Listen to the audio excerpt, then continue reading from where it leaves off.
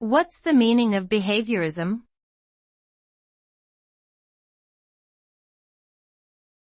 Behaviorism.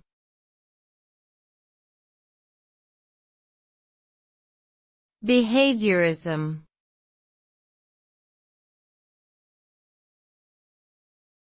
Behaviorism.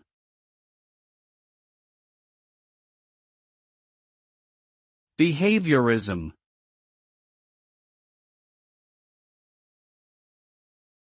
Behaviorism is a psychological theory that suggests that observable behavior is the only valid indicator of one's mental state.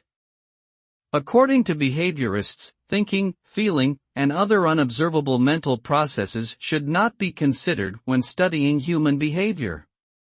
Instead, they focus on how individuals learn through their interactions with the environment. Behaviorists believe that all behavior is learned through classical and operant conditioning, and that the environment shapes an individual's behavior. The aim of behaviorism is to understand and predict behavior by observing the stimuli and responses that occur in the environment.